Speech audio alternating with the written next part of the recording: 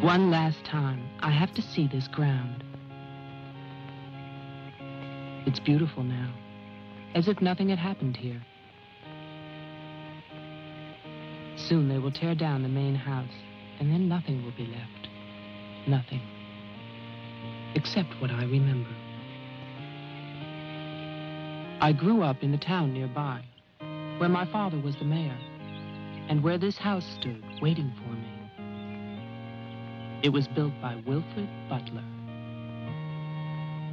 We had never seen him, and he never lived at home. Until the day before Christmas in 1950, he finally did come back for the last time.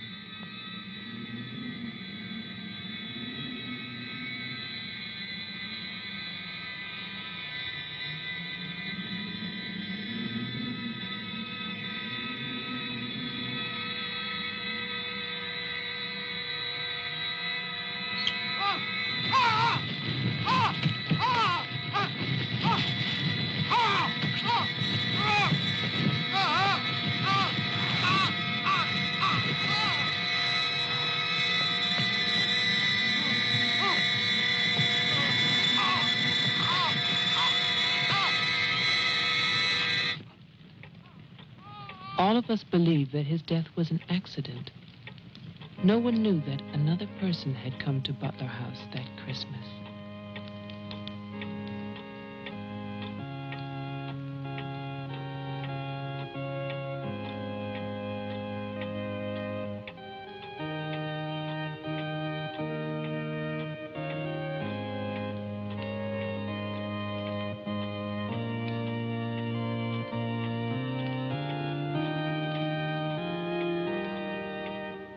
As Deputy Coroner of the County of Arlington, State of Massachusetts, I hereby find, upon evidence of an autopsy conducted by the medical examiner of this county, that the deceased, Wilfred Butler, died as a result of burns inflicted accidentally upon himself on his own premises during the afternoon of December 24th, 1950. No further inquiry shall be held over the body of the deceased, and this inquest is officially closed. All is calm, all is bright, round yon Virgin Mother and Child.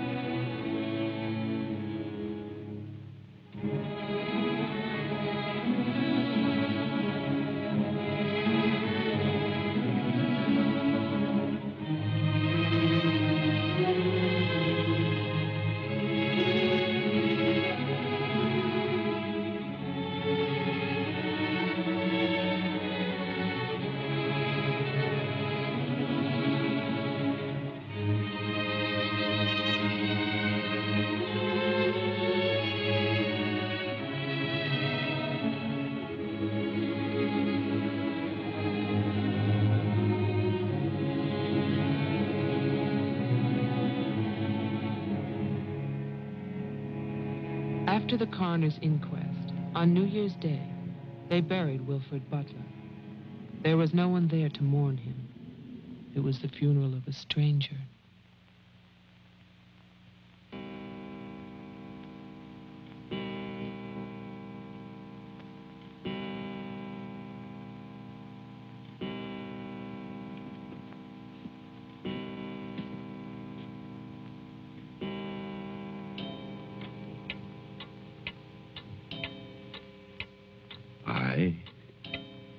Wilfred Butler, being of sound mind and body, at least what the world considers sound, do hereby leave my house and its grounds and all personal effects within that house to my only surviving relation, my grandson, Geoffrey Butler. And I solemnly charge him with one duty. Let him leave the house as I left it, standing untouched to remind the world of its inhumanity and cruelty. For 20 years, that house lay empty, exactly as Wilfred left it. And then, last year, rumors began that it was finally being sold. The newspaper story traveled through the county to a state hospital for the criminally insane.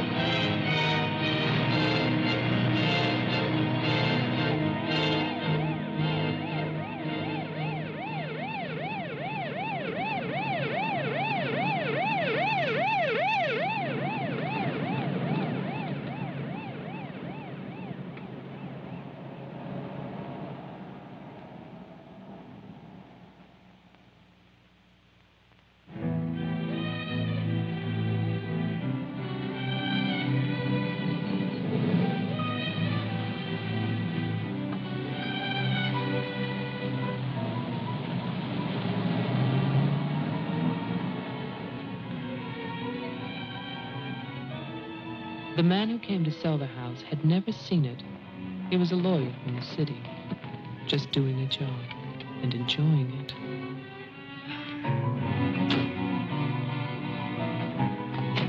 Stop and look serious, please. Oh, you're hopeless. Oh, look. Hey, wait, where you going now? The mayor's gonna have a fit, kid. One more shot. Come on. Stay there. I won't want to get a smile.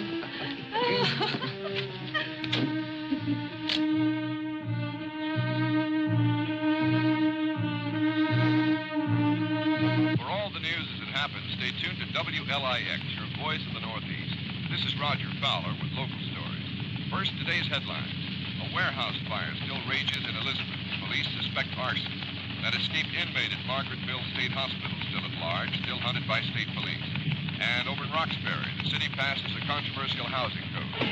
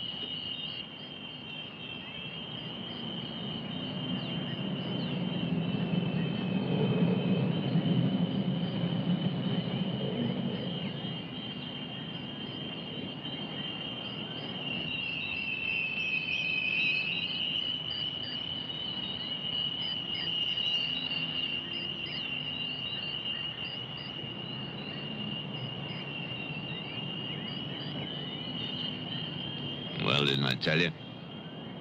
It's beautiful. Can we see the rest of it? Honey, that was it.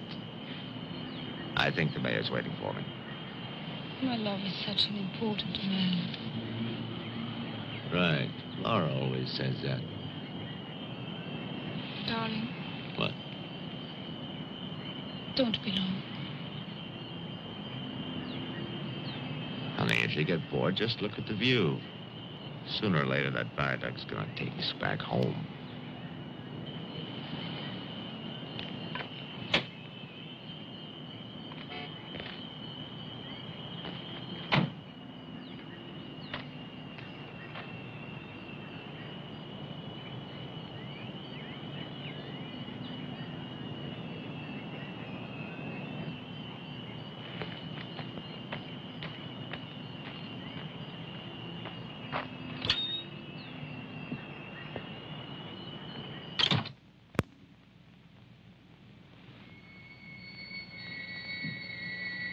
Mr. Carter. Mr. Mayor.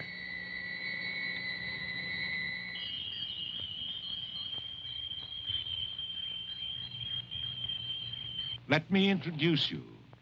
This is Charlie Toman, who publishes our weekly newspaper, The Patriot. Mr. Tolman. And this is Tess Howard. How do you do? She operates our switchboard. Oh, really? We call her the communications director. And this is Bill Mason, Mason. our sheriff.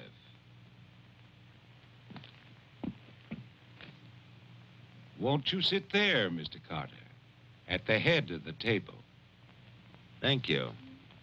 I didn't expect to meet you all together. It's quite a reception.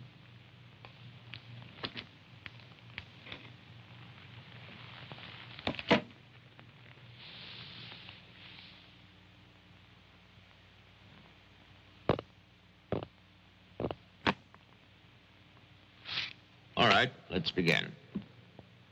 As you know, I've been retained by Jeffrey Butler. The matter concerns the house that he inherited from his grandfather, Wilfred Butler. Go on, Mr. Carter. I believe that you offered to buy the house for my client. Offered. We begged him. We wrote letters and That's enough, Tess. Well, it's true. Trouble. It was always trouble. I can sympathize. I spent the last 20 years and more driving people away from there. Prowlers, burglars, kids, they're the worst. Chasing for nothing because of that will. That drivel about humanity. No, no, no. Inhumanity. What the hell is that, huh?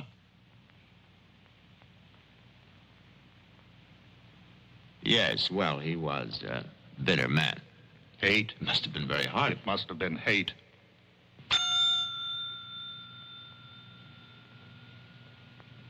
That man hated. Well, some people are like that.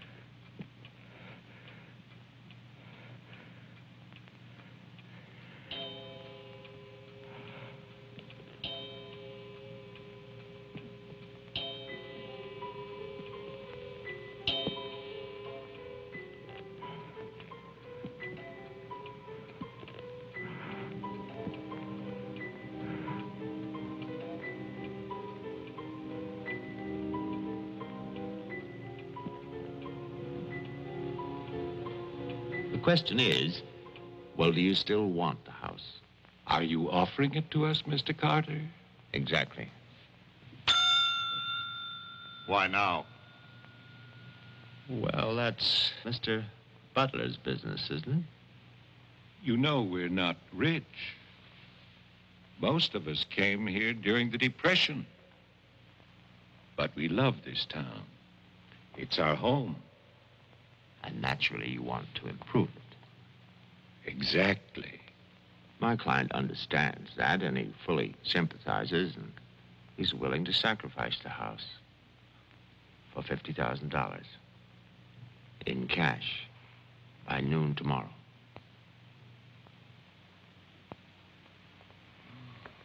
That's an awful lot of cash. It's also an awfully good bargain. You could go to Wilton. You could go now to the bank. Am I clearly understood?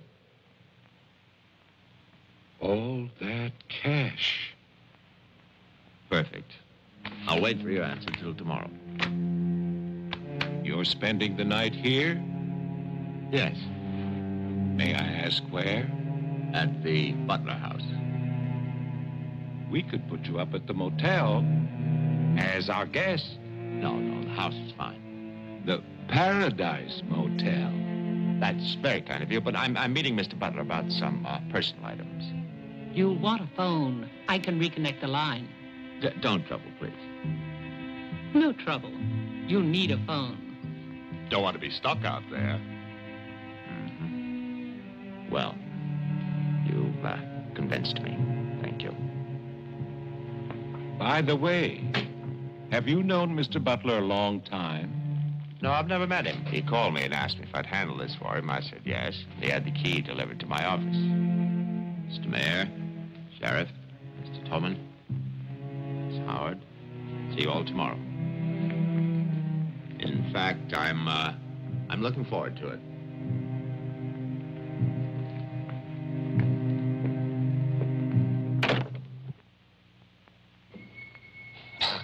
Slick, really slick.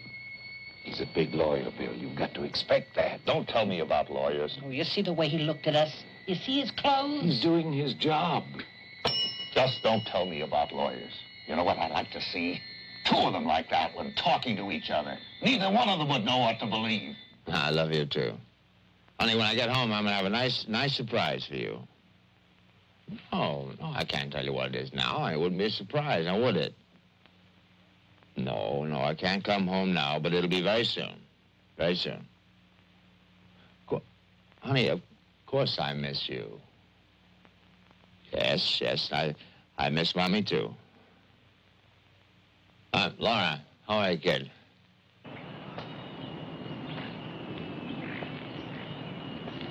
So I'll call tomorrow. No, I want to call. I want to talk to Jenny. Yeah, well, as a matter of fact, I'm having a fine time. Well, same to you, darling. What do you mean, hostile?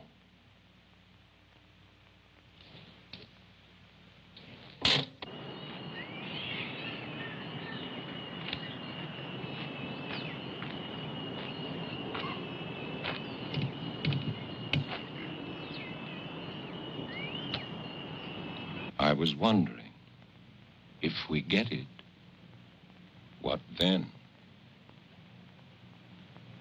Tear it down. Okay. I'd better get going. Do me a favor, Tess. Call Diane, tell her I'm to Wilton, and I'll be back late.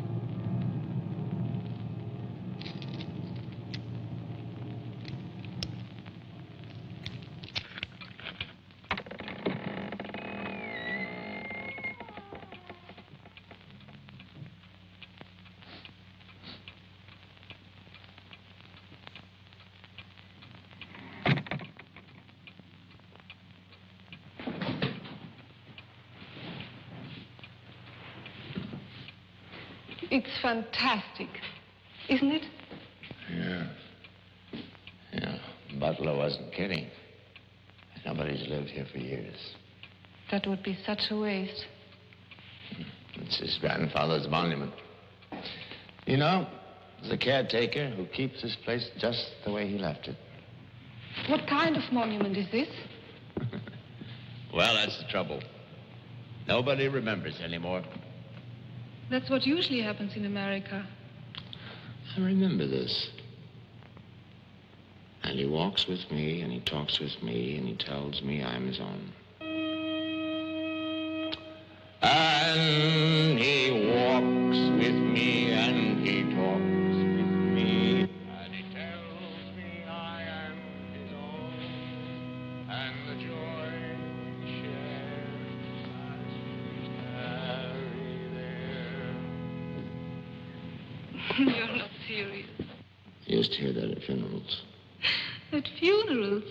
Yes. When I was a kid in Chipley, Georgia. There was also a Chipley, Florida. But they have both been subsequently eradicated from the map. None other has ever known.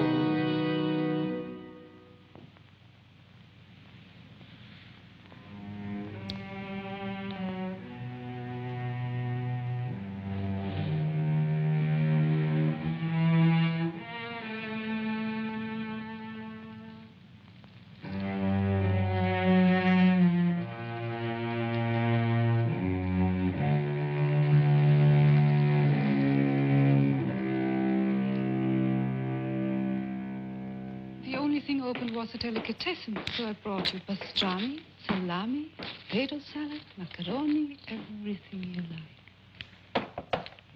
We'll have bologna and macaroni. No, some of that potato salad. Did you pick the wine, too? The delicatessen man took a personal interest in its selection. Oh, well, we got lucky again. That's early 1970. That's hard to come by. Can I have some, too? Of course you may.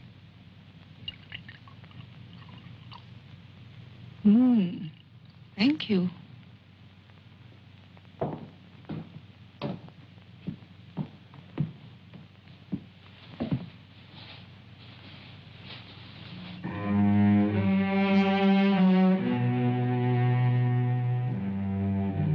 It must have been wonderful. What? The people who lived here. They must have had a wonderful life. Well, I hope they did. Wilfred Butler must have believed in something. Look at that stone fireplace, parquet floor, the mahogany, this table. And you probably think this place is made of wood, right? Well... Wrong.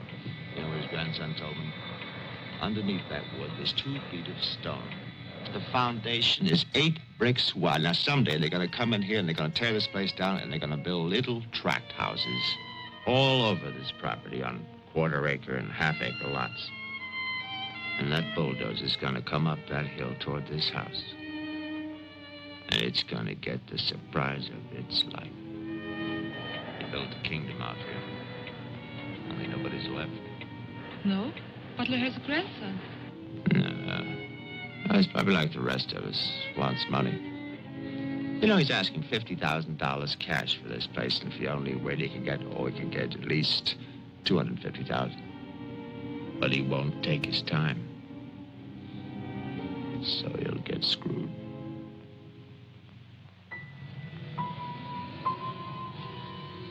Do you want to go upstairs now?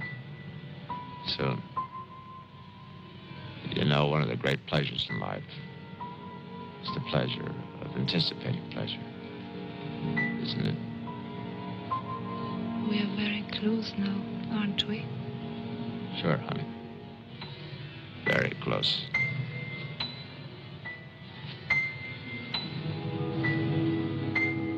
I don't see any beds yet. Well, keep looking, honey. Butler said the place was furnished.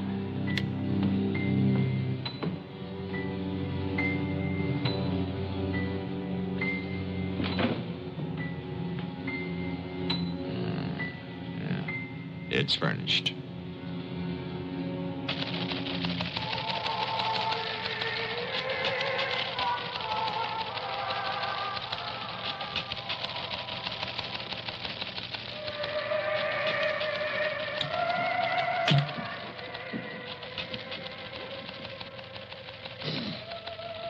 anything doing? No, sir. But look at this. More football, huh? Look how they smeared that quarterback. Look at his arm. Got no time now. Otes. How about that telephone up at the Butler house? Is it working?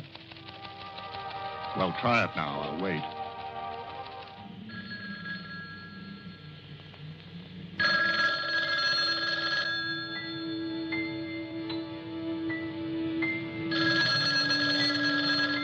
Hello?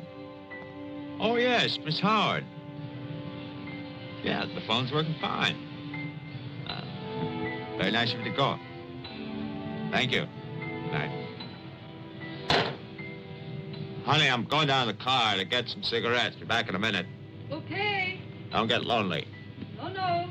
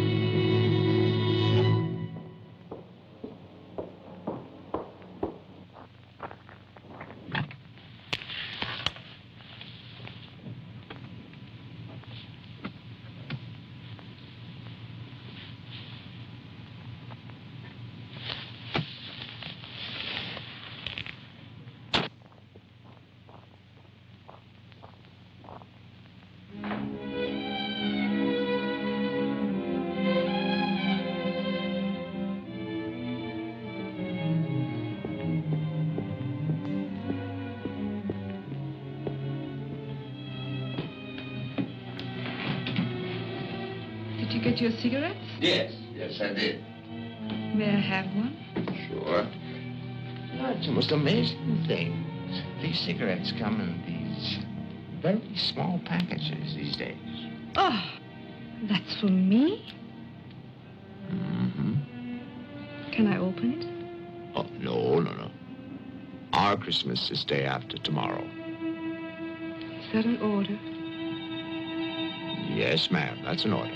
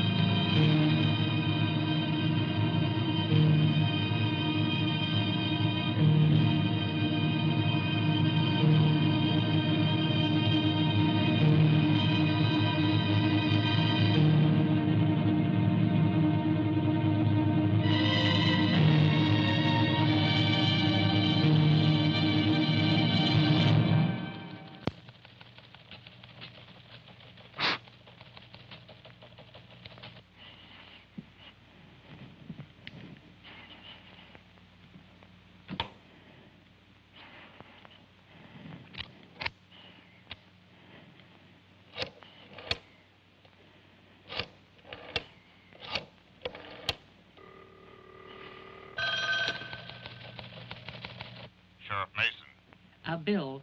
Someone's calling from Butler House. Okay, put him on. Go ahead now. Mr. Carter? I'm not Carter. Who is this? The honor. Butler. I'm worried, Sheriff. Carter's not here. Speak up, I can't hear you. I can't. I'm sick. Can you come here? What is it? What's wrong? His car's here, but he's gone. Won't you come? Okay. Now, you stay put in that house. I'll wait for you. Please, hurry. I'm afraid. Now, take it easy. I'm coming.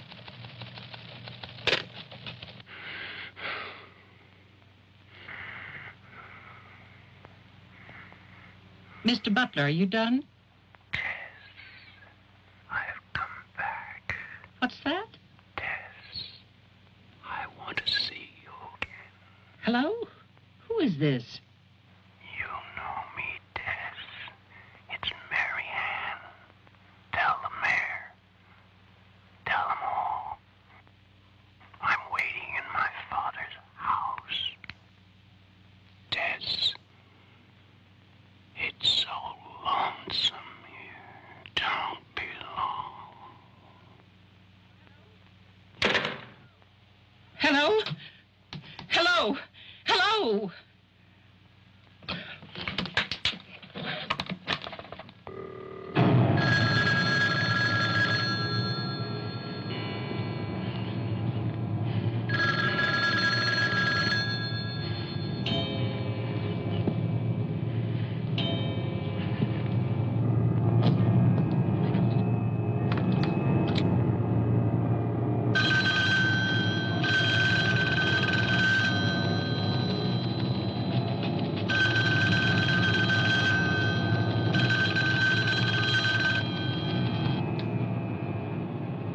Oh, my God, where is everybody?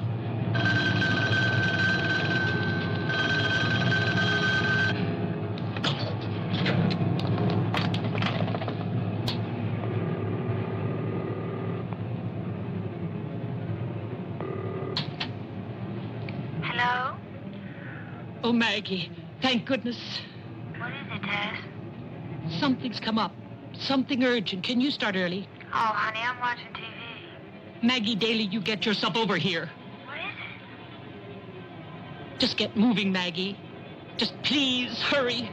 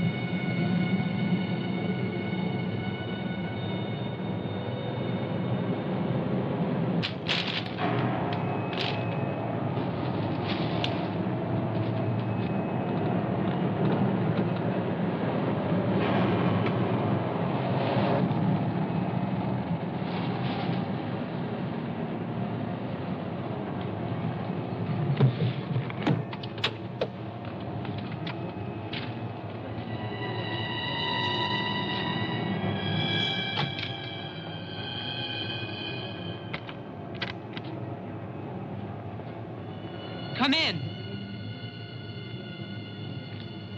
It's open. Okay, mister, that's far enough. What do you want here? Mayor, Try again. My father's not home. And don't move. you want me to put my hands up? No. Just stay there. What are you staring at? I seem to remember you from the road. That's why I'm holding a gun. You scare me. Well, that makes sense. Thanks. Does everybody carry one here? You can ask the sheriff when he gets here. I'll call him. I'm sorry to disappoint you, but the sheriff's office is empty. How do you know? I was just there. Who are you? Jeffrey Butler. Oh, you're the one who's selling the house. Yes. Have you any ID? Come on. Don't laugh at me. I want your ID. Some maniac escaped from Margaretville.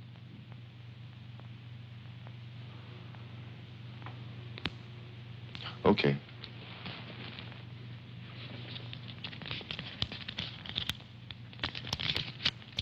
Put it on the table.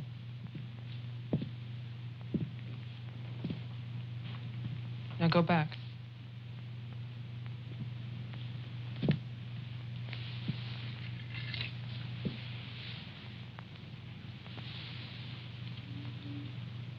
California license. Lucky you. Would you like to see my maniac card from the asylum? They give you one when you escape. There's a big scarlet M on it so people won't get confused. Okay. Look, I'm sorry about the gun. My father's in Wilton getting your money. All I want to do is to get into my house. The sheriff's deputy might have a key. He's about the only one I know of. Well, where's he? You go down the road about 1.5 miles till you come to a white house with a white fence, and then you can't miss it. Thanks. It's okay. Merry Christmas. Same to you.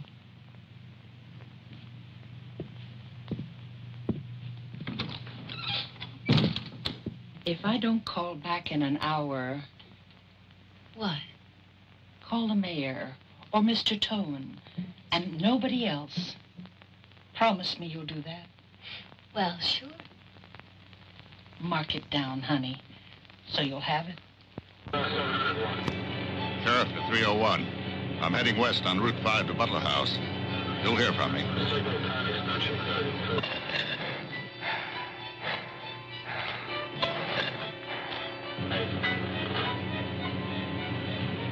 What the hell?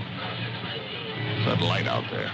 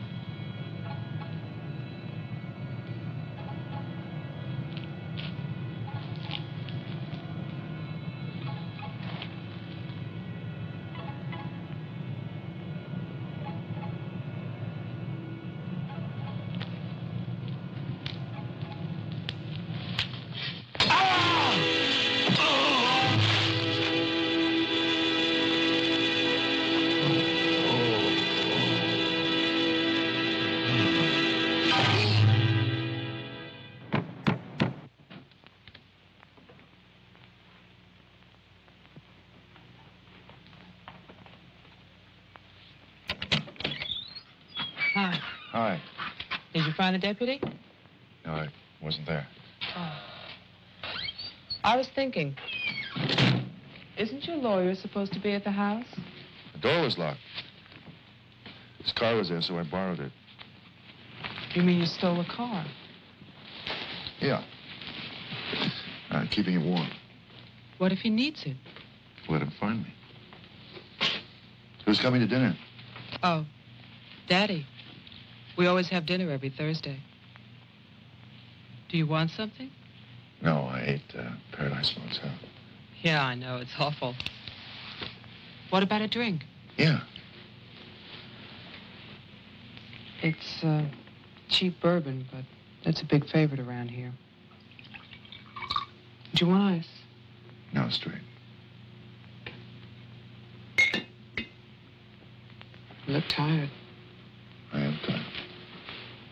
Well, here's to a fast dollar. Cheers.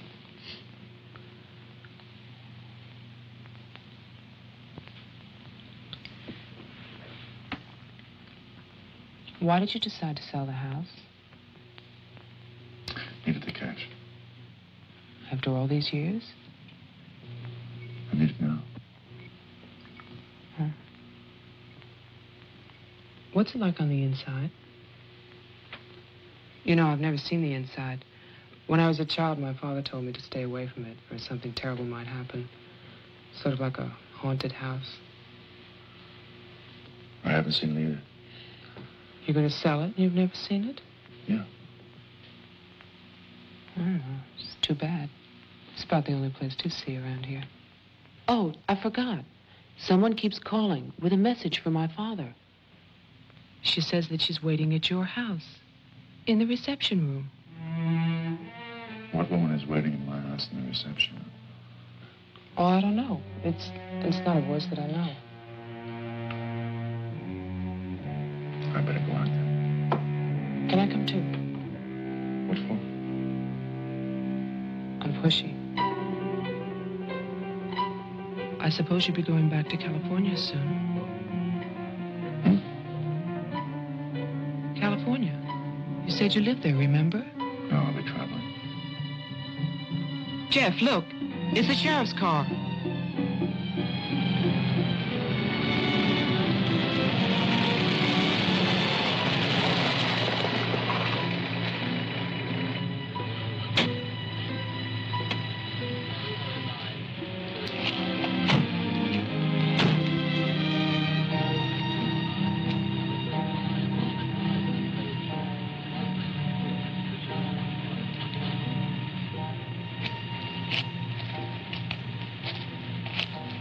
There's a light. Look at that tombstone. Pretty cheerful. Who bears the cross shall wear the crown. Wilfred Butler. My grandfather. Oh.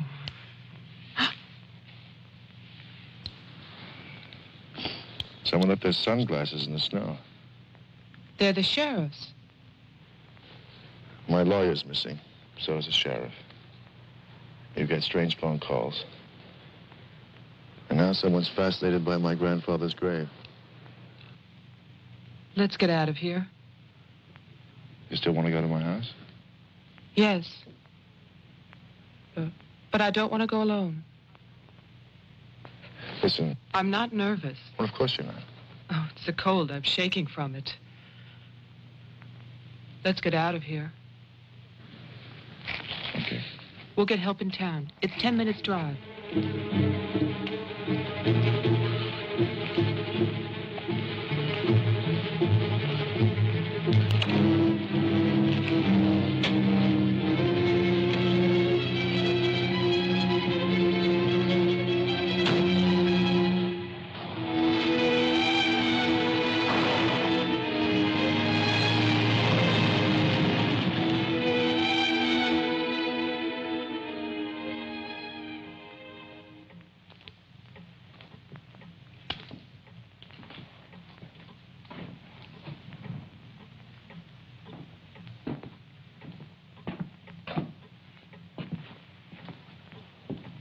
Good night, Mr. Toman.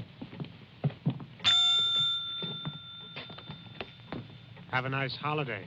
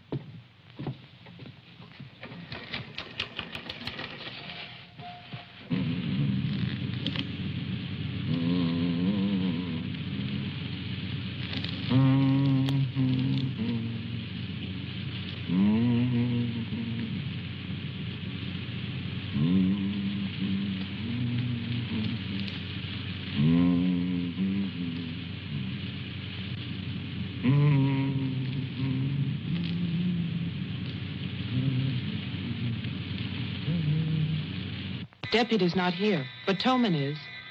Who's Toman? Come on, you'll see.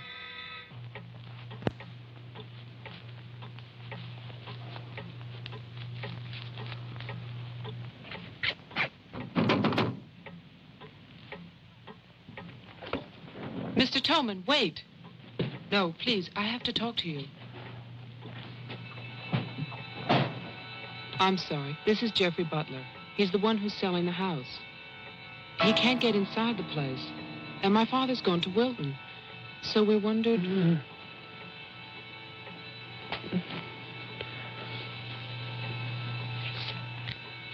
Anything wrong? He'll tell us. Tess has gone to his house. Why would she go there? I don't know. Anyway, she won't get in. You say it's locked. He says she hates the place. Would you like to drive there? Diana could stay here, lock herself in. I need a key.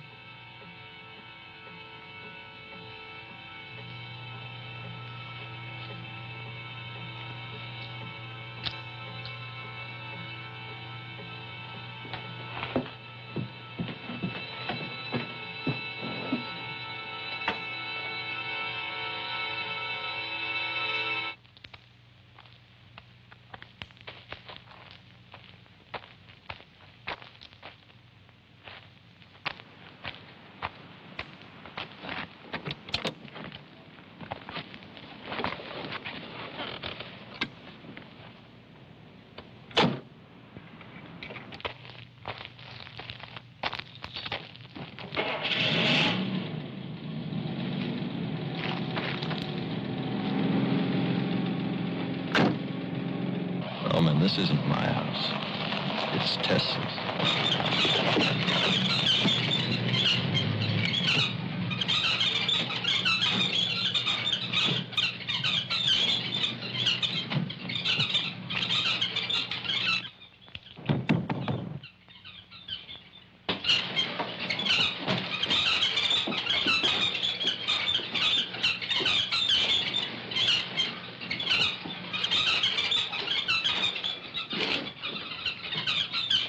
Well, Tess isn't here.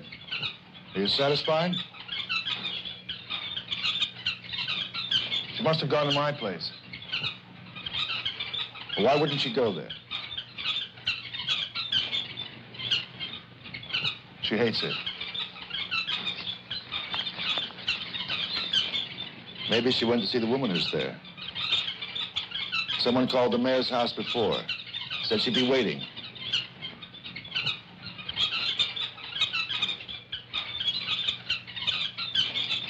What is it?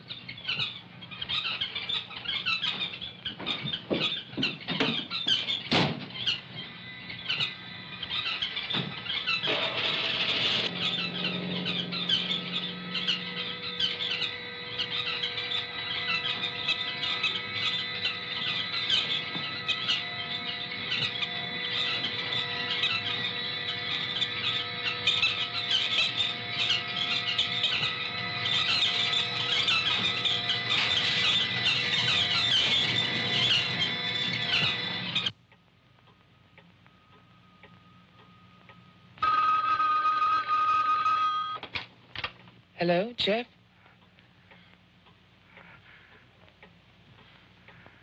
Hello? Is anybody there?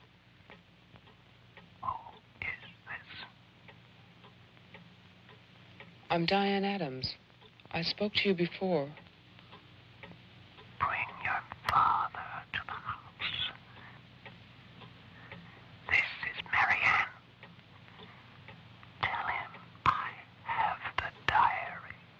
I'm waiting. Who are you? He'll know. Christmas Eve, 1935. Hello? Hello?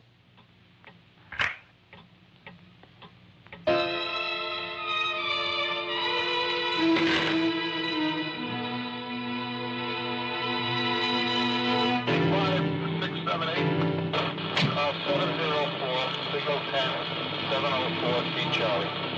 704, signal 10, 704 C Charlie.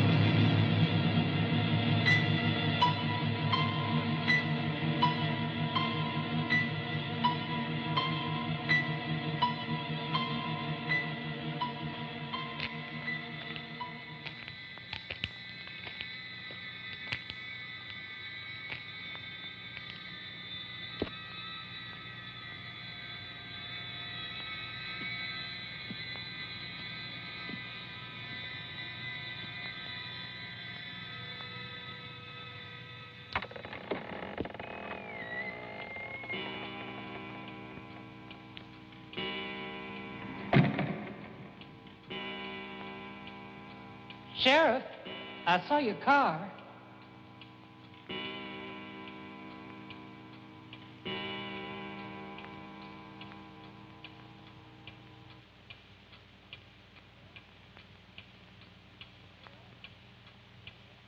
Bill?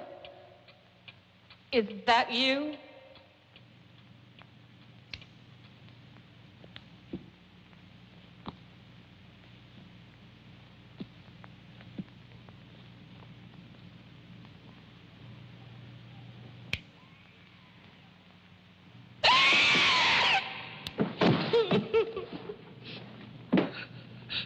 Tess, you can't see me, but I can see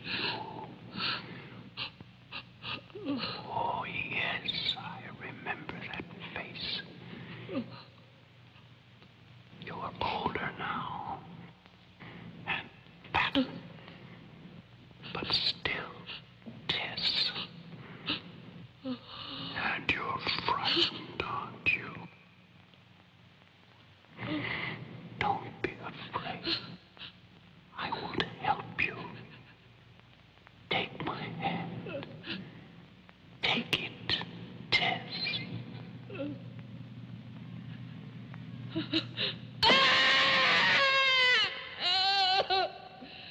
1920. The person on the telephone said 1935, Christmas Eve. But that's not the beginning. In 1927, Butler House was restored by Wilfred Butler. After that, I find social notes, parties, nothing special. Then, in 1930, Butler's wife, Catherine, dies of tuberculosis. In August 1933, it starts. Wilfred Butler's daughter is cruelly attacked and raped. Her name is Mary Ann, the same name as the caller who left those messages tonight. She's 15 then. On May 2nd, 1934, Mary Ann Butler gives birth to a son, Jeffrey Butler. Jeff. Early in 1935, Butler House is turned over to a Dr. Robinson as an asylum for mental patients. And then Butler goes on to say that he has committed his own daughter. Mary Ann will live at the asylum. There's no end to this story. It's been carefully cut out of all the papers. Why would Toman do that?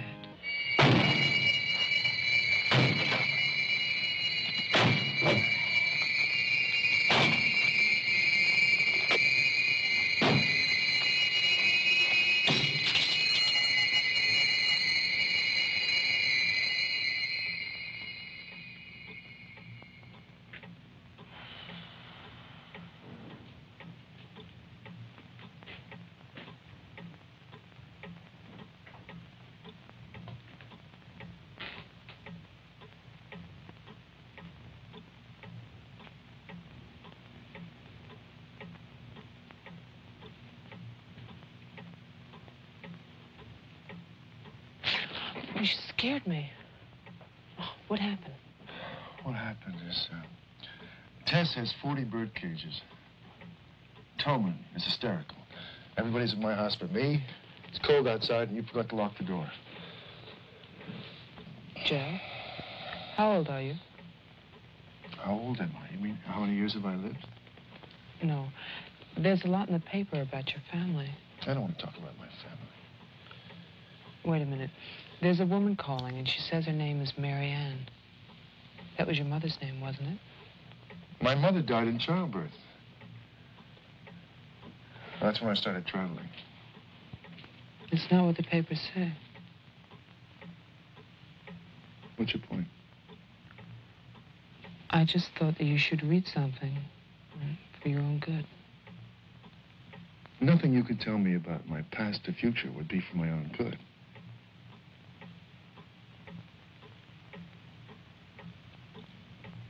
Where is the paper? It's on the table.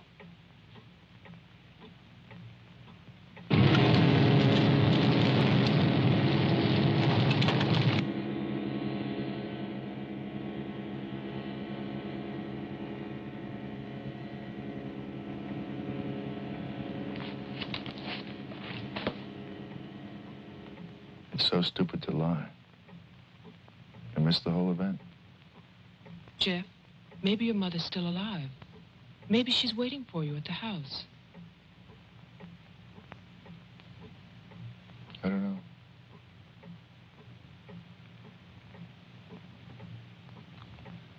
Come on.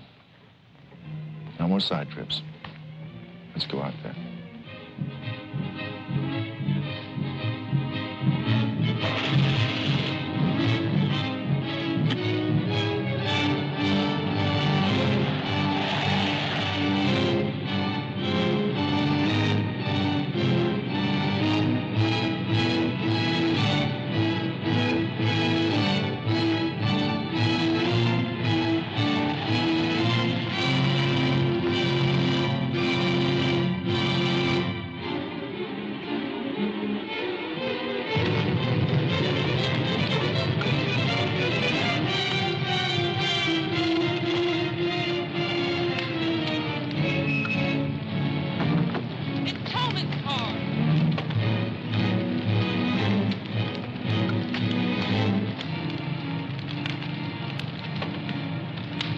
It's empty.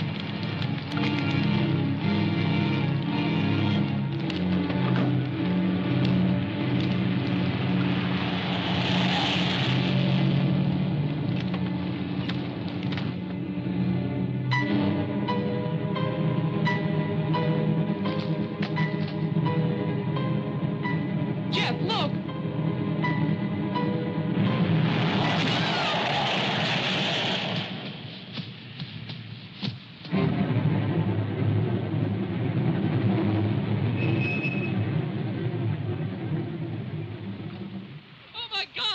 Stay back! It's Toman! Stay back!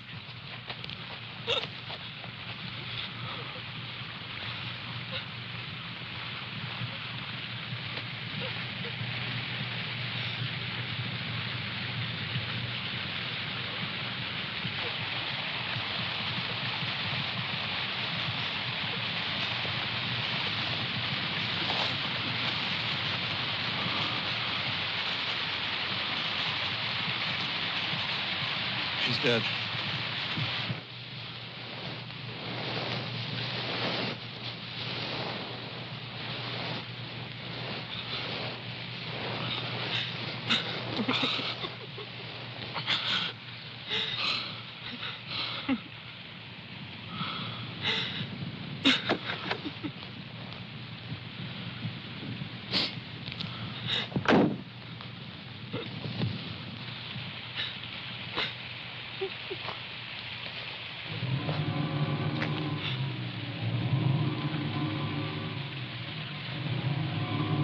His hands.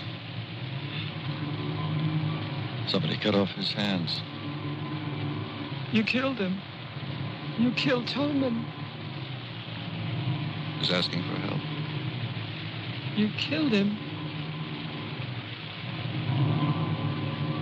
Get in the car.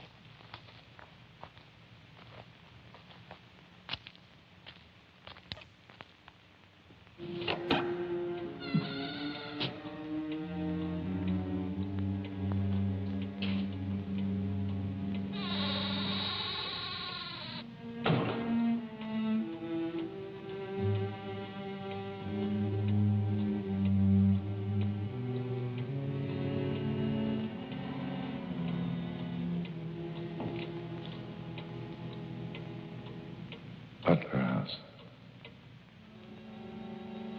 The keys. He took them.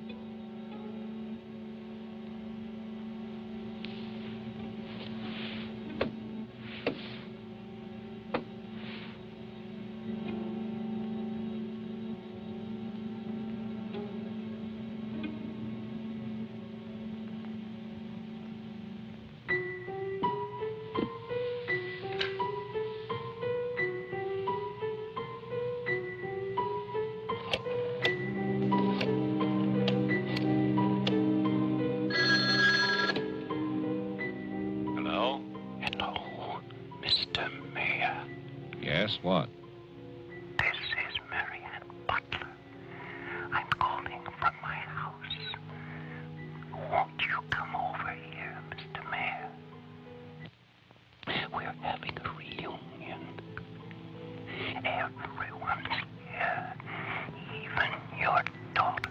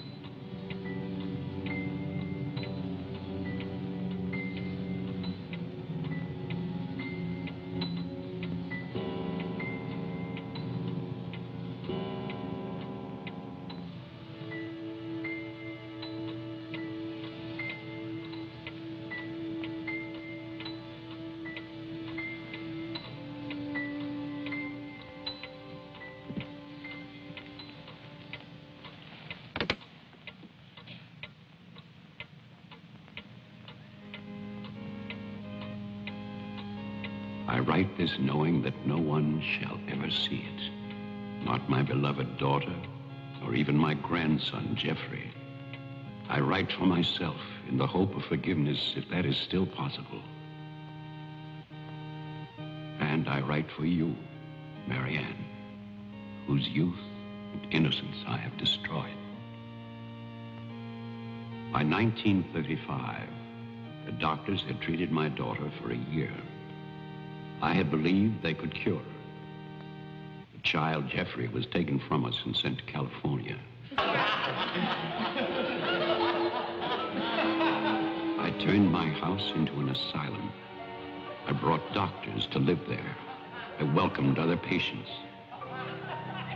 Eustace, all of it.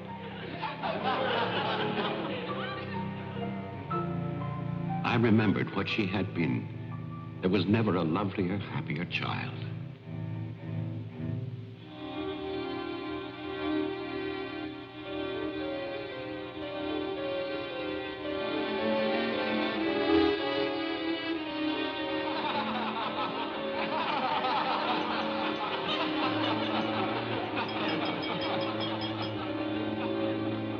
Ladies and gentlemen, now quiet, please.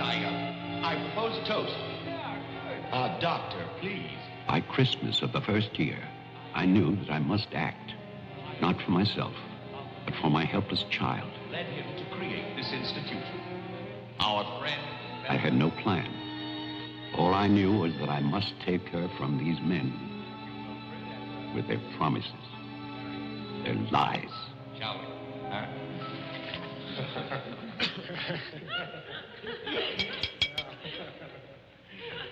For he's a jolly good fellow, for he's a jolly good fellow, for he's a jolly good fellow, which nobody can deny, which nobody can deny, which nobody can deny, for he's a jolly good fellow, which nobody can deny. I knew that they would gorge themselves into a stupor that afternoon. It was their celebration. I expected no less. Since they had come into my house, they had acted as if they owned it. They had behaved like poor relations, half guilty, but finally unable to control their appetites.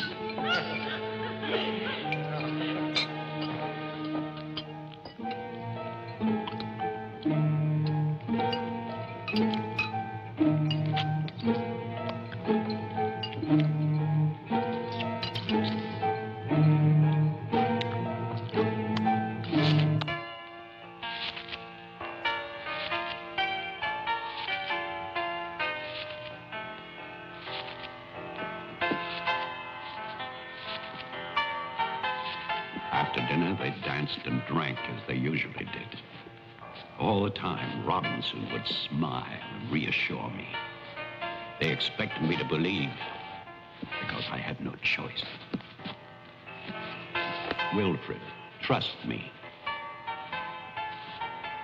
He really believed Marianne would be well. He saw a light. There is a light at the end of a long tunnel. Believe me. There is a light at the end of a long tunnel.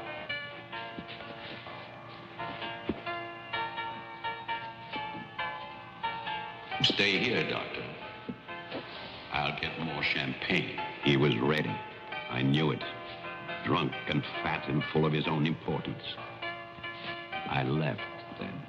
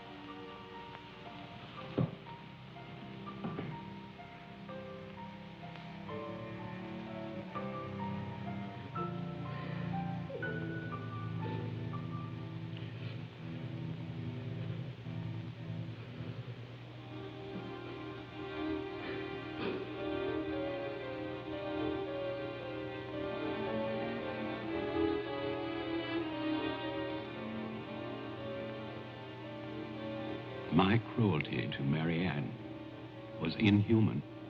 I know that. I had loved her. I had fathered our child, Jeffrey. I had brought her to this. But I swear that on that afternoon, all I wanted was to save my child.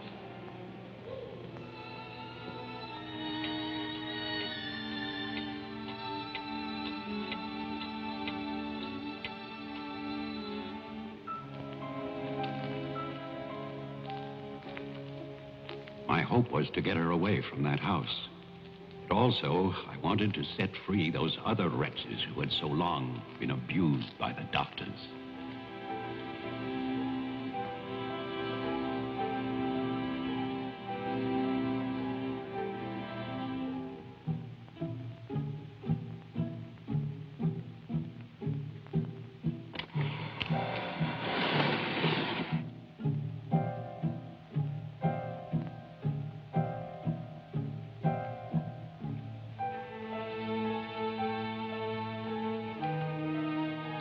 I knew what they might do if these inmates were freed. And this is my guilt. I knew, and still I freed them.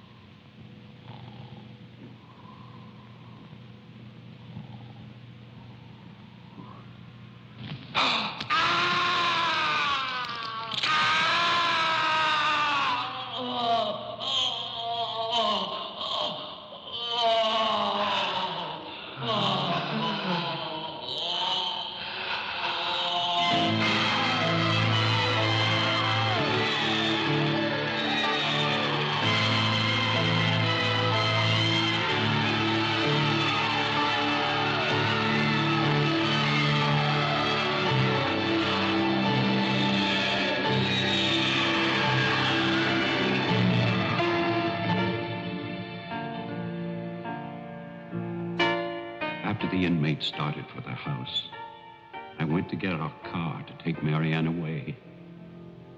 I do not know exactly when she slipped away from me.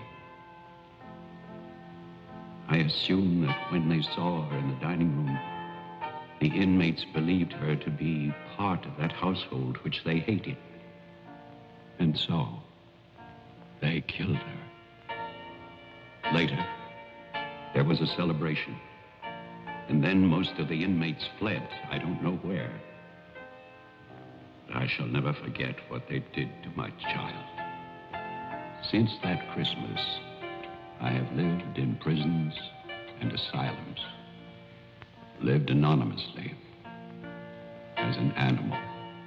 I have wandered in bitterness until all seasons have become as one. And that is a season of vengeance.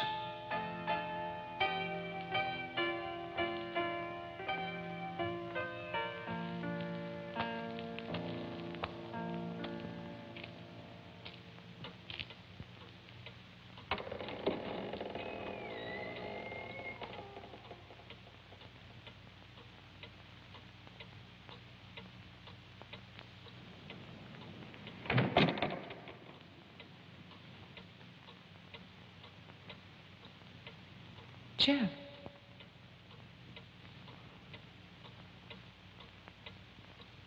Jeff. Wilfred Butler is still alive. This is still his house. Your grandfather died in 1950. He was burned to death in this house. My grandfather poured gasoline over a squatter he found here. The town wanted to believe he was dead. They still do.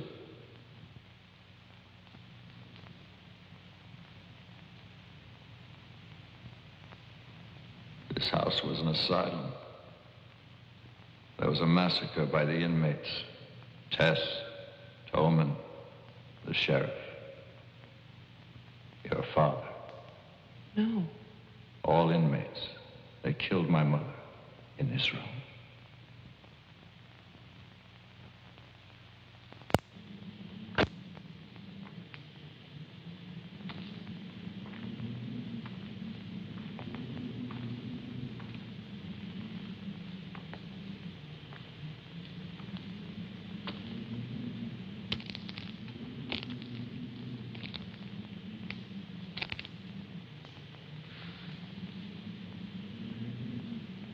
Who's that?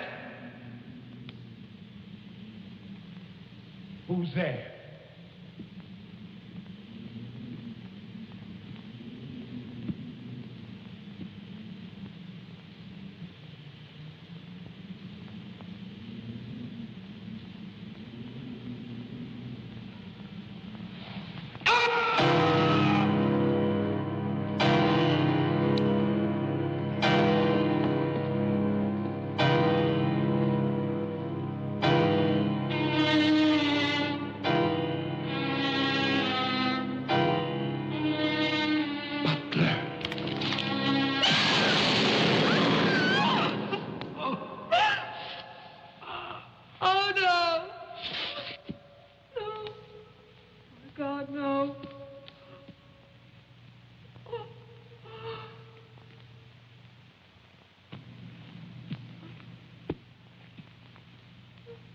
Daddy?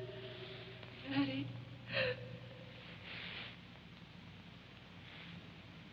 Diane? Jeff? Jeff? No. No. Jeff, why? Why? Sorry. Marianne.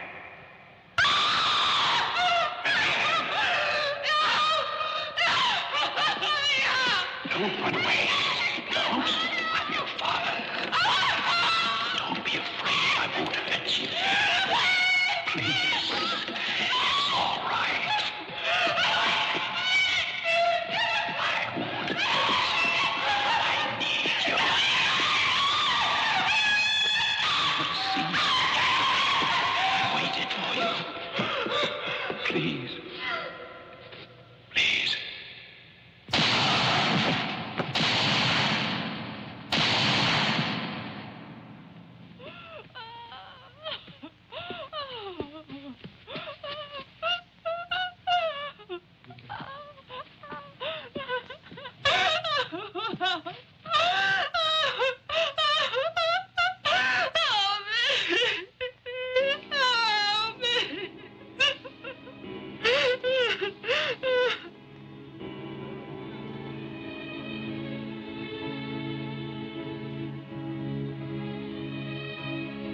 I spent that night weeping.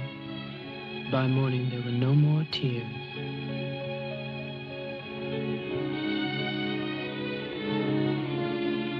I know that my father and Jeffrey both thought they were shooting at killers, but they were simply the last victims in that house of victims.